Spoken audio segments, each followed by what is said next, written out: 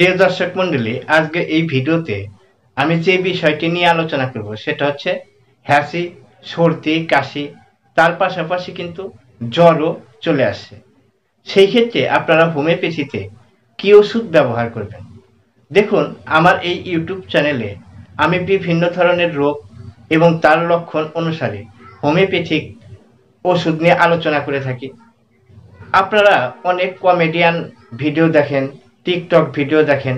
আপনাদেরকে বলবো, এর পাশাপাশি যদি আপনারা স্বাস্থ্য সম্পর্কিত ভিডিওগুলো দেখেন, তাহলে কি হবে? আপনাদের কিন্তু বেনিফিট হবে। কি ধরনের বেনিফিট? এই যে আজকে যেরকম আমি সর্দি, কাশি, হ্যাসি এবং জ্বর এই সম্পর্কে ভিডিও করছি, এই ভিডিওটি যদি আপনারা দেখছেন, তাহলে কি হবে? আমি একজন হোমিওপ্যাথিক ডাক্তার। তো এই হোমিওপ্যাথিক যে মেডিসিনগুলো ব্যবহৃত হয়, কখন কিভাবে ব্যবহৃত হয়, সেই ওষুধগুলো এবং এই ভিডিওটি যদি আপনি দেখেন, সেই ভিডিও দেখে যদি আপনি বাড়িতে ওষুধগুলো রাখতে পারেন, তাহলে আপনার পরিবারকে তো রক্ষা করতে পারবেন। তার পাশাপাশি আপনার আশেপাশে যদি কেউ এরকম ধরনের সমস্যায় ভুগে থাকে, এই ওষুধগুলোর সাথে যদি আপনি পরিচিত হন, তাহলে কিন্তু তাকে সেই ওষুধগুলো দিয়ে সেই ব্যক্তিকে আপনি সুস্থ করে তুলতে পারবেন। তাহলে অবশ্যই কিন্তু এই স্বাস্থ্য সম্পর্কিত ভিডিওগুলো দেখা খুবই আপনাদেরকে প্রয়োজন। দেখুন, এই যে সর্দি, কাশি, হ্যাসি, এখন কি হচ্ছে? গ্রীষ্মকাল অর্থাৎ গরমকাল।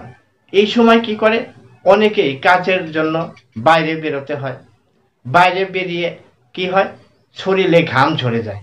এসে অনেক সময় কাজের তাড়নায়, সময়ের অভাবে সেই ঘাম নিয়ে স্নান করতে হয়।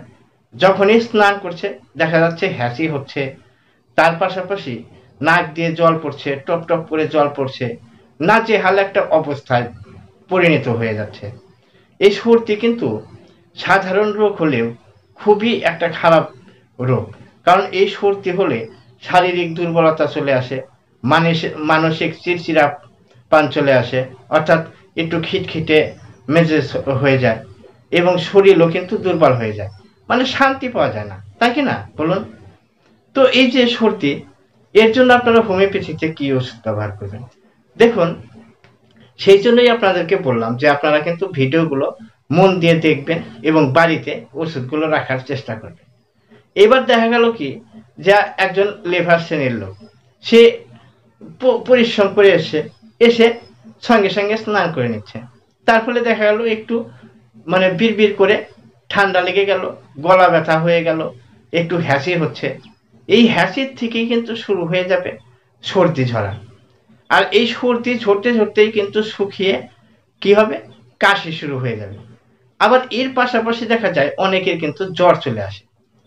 তাহলে সেই ক্ষেত্রে যদি দেখা গেল যে আপনার স্নান করেছেন ঘাম নিয়ে, আর এদিকে আপনার কোনো কারণেই আপনি বুঝতে পারছেন না যে কোন কারণে আপনার সর্দি লেগে গেছে, তো এবার আপনি কি করবেন? দেখুন, আপনি অনেক সময় অনেকেই ঘরোয়া পদ্ধতি করে নেয়, যে গলা ব্যথার জন্য একটু চা খেয়ে নিল, তারপরে একটু খুসখুসানি কাশি, তার জন্য তুলসী পাতা খেয়ে নিল।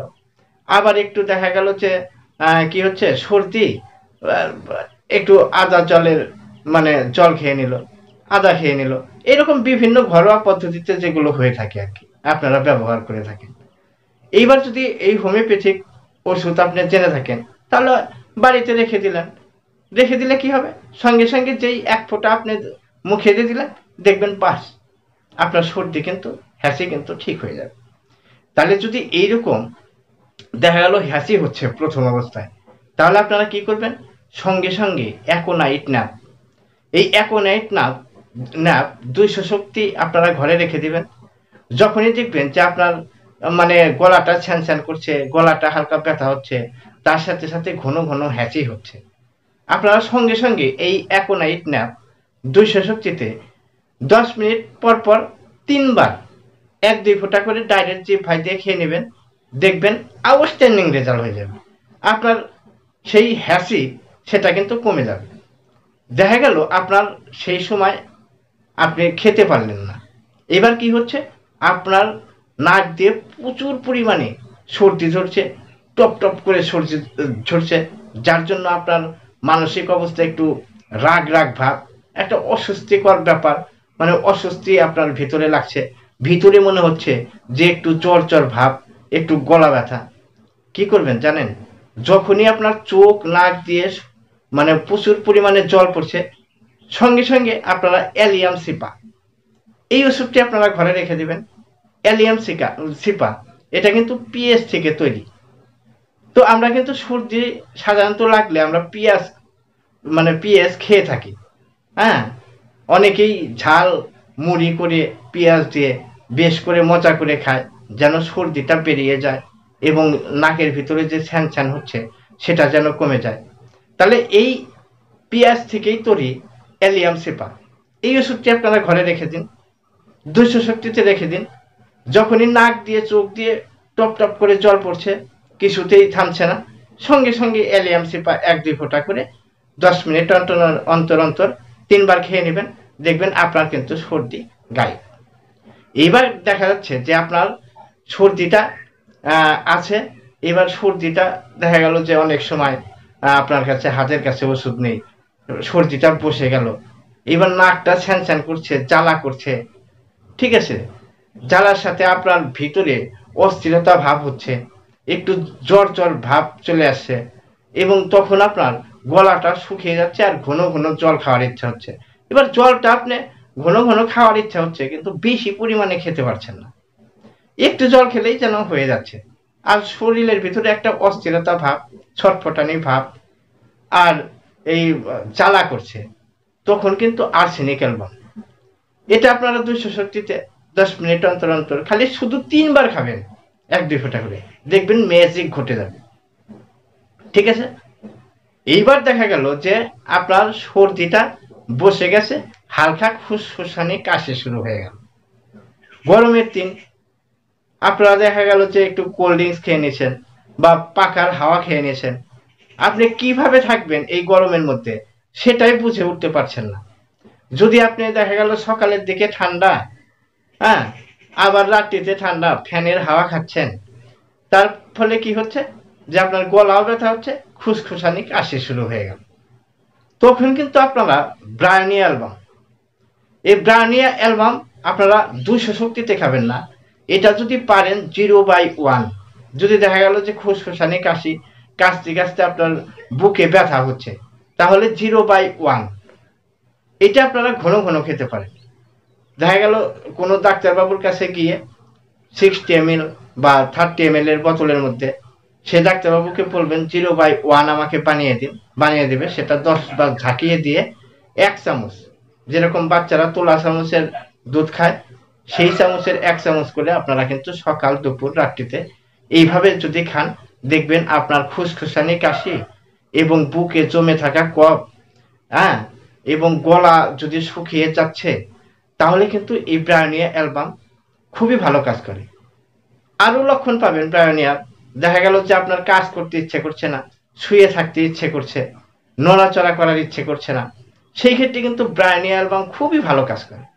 ঠিক আছে, এরপরে অনেকেই আছেন কি করেন যে একটু সর্দি কাশি বা হ্যাঁচির জন্য অনেকেই আছেন যে অ্যালোপ্যাথি ডাক্তারের কাছে চলে যান, গিয়ে প্যারাসিটামল বা অ্যান্টিবায়োটিক জাতীয় কিছু খেয়ে নিলেন, এবার সর্দিটা জমে গেল, সর্দিটা আর কিছুতেই উঠছে না, আপনার অস্বস্তি ফিল হচ্ছে, বা আপনি যদি কোনো রোগে ভুগছেন বা অ্যালোপ্যাথিক ওষুধ খেয়ে নিচ্ছেন, তার ফলে দেখা গেল আপনার কোষ্ঠকাঠিন্য হয়ে গেছে, আপনার মলদ্বার দিয়ে যখন আপনি পায়খানা পাস করতে যাচ্ছেন ব্লিডিং হচ্ছে, আবার দেখা গেল সর্দিটা জমা হয়ে গেছে, কিছুতেই কিছু হচ্ছে না, এতটাই মানে কোষ্ঠকাঠিন্য হয়ে গেছে, সেই ক্ষেত্রে আপনারা নাক্সভোম ওষুধটা খাবেন 30 শক্তিতে।